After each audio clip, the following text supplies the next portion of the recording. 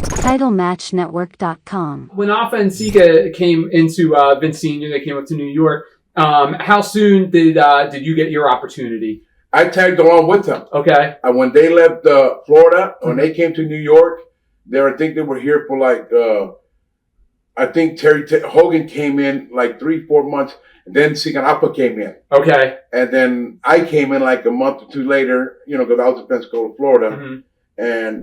And when I came in, Alpha and Sika was, I think they were the tag team champs. Mm-hmm. They wrestled, they beat Tony Atlas and Rocky Johnson, I think, for the belts at the time. Okay. And then the same thing we did out there in, like I said, I was here 3 months right after they got here. But the same thing they did out there we did out there in Louisiana. When I was telling you, I was watching the matches. Mm-hmm. Okay, we did the same thing here with me. Mm-hmm. And this is where the opportunity came in. Yeah. So, I was watching the matches and going to the building early, and Alpha and Sika, were training me. And I think on my birthday, when I turned 18 or 17, I got to the arena one day, and Alpha and Sika had Big John Studd, Andre the Giant. Okay. They had all these big names in the ring, and I didn't know who they really were. I've seen them before, wrestle, but yeah, I didn't know what they were in the ring for. I went in the ring, they picked me up, and they slammed me one at a time. Wow. 18th Alpha slammed me, Sika slammed me, Big John slammed. You had all these other wrestlers. I don't remember a whole lot of names because being young in the sport, I was already like in the cookie jar. Sure. And I was just full of them. But when Andre the Giant picked me up, I thought I was never coming down. I mean, that was a long way up there, the Twin Tower, just coming. Sure. So, and then when he hit me with that slam, and that was happy birthday. Happy birthday. Yeah. And that's pretty much how I ended up in New York. But it was the senior. Like, I met the son too. Yeah. I think he was just, an announcer at the time. I don't know if you guys remember. Oh, sure. I remember growing up seeing him as he was a play-by-play commentator. Okay, that's what he was doing at the time. Yeah. And did you actually, real young, did you wrestle in the Southeastern territory? Southeastern territory. With the Fullers and everything? Because I saw something on YouTube with you real young wrestling there. I tagged with the Armstrongs, what are their names? Let me go back. I saw a result of you teaming with Robert Fuller. I saw something with you teaming with Robert Fuller from back then. That was back then in the South, right? Yeah. Back in Florida. Yeah. But I think when I came in, I don't know if I turned heel, but I did work for that company. But I was called, here we go, I got it now. The Bob Armstrong's son was Scott Armstrong. Mm-hmm. He had Brad and he had Scott, which is, and he had another son too, and then there was one more other guy that there was our tag. There was 3 of us, and then me, Tonga Kid. We were called the Rat Patrol. Yes, I do remember seeing Johnny that. Rich. No, not Johnny Rich. I don't know. It might have been Johnny Rich. It's probably Johnny Rich. It might have been. I think there was 3 of us. Yeah. The Rat Patrol. Well, I was Tonga Kid, Johnny Rich, which is an R, and then Scott. So that's about right. The Rat Patrol. Yeah. So I think that was, yeah. Was this before Vince or after? This is before Vince. Oh, okay. I worked there. Wait a minute. That's a good question. I worked there before I went to Vince, or did I go to Vince and then come back? You worked there because you looked really young in those clips that I saw. You know what? I was there before I went to Vince. I think I trained it there, but then again, I don't remember what year. It gets along. Sure. I do remember Ox Baker. Okay. Arn Anderson. Wasn't Arn Anderson? Arn Anderson. Yeah. All these guys, you're right. They were there with me. Ox Baker beat the shit out of me. So, another one, yeah, you're right. There's just some names here. I'm just trying to put all this together, but you're definitely right. Yeah. I remember wrestling out there before I came to New York City. I miss Ox Baker. Yeah. I wrestled him. I wrestled there was another guy that was like a Ric Flair out there. Not Tommy Rich at the time. Buddy Landell? I think it was Buddy Landell that was there. Rick Rogers, was he there? There was another guy there in the blonde.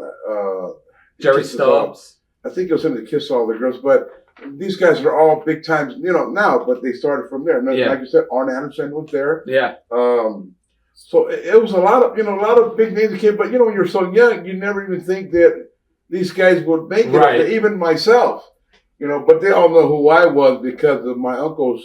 It's been in the business so long, and again, it's in the blood. So our family grew now. Yeah. I mean, it came from there. It came to my brother Kichi. It came to Manga, and then it came to my cousin Samu. You know, all of my cousins, Black Pearl. I mean, Alpha Junior Senior. You know, Alpha Junior. You know, he's in WWE right now in the training.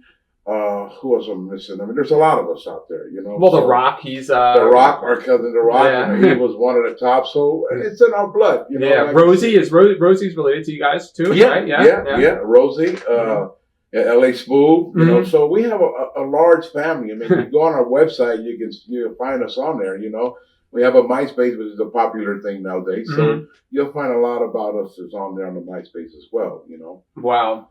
So when you finally went to the WWF and you were now in the big time, what do you remember initially about the locker room and the atmosphere and everything like that? Well, I remember a lot of things about, you know, the locker room. And again, the atmosphere back then wasn't like it is now. Yeah. I don't really know how it is. You know, I take that back. I don't know how it is now being with WWF because I haven't been there in a long time.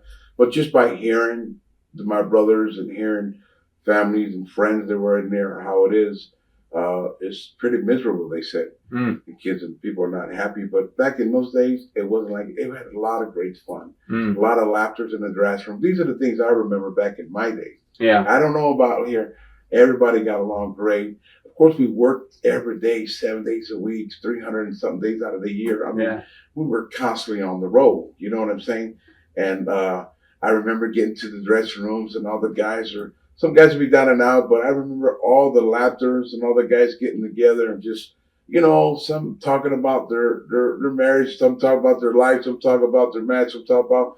But you know what? It all worked out for the better of them. You just got to be surrounded with the right bunch of guys. Right. Because you know how athletes are. I'm not just saying about wrestlers. I'm saying with any athletes. You just begin, they'll stab you in the back, which is the truth.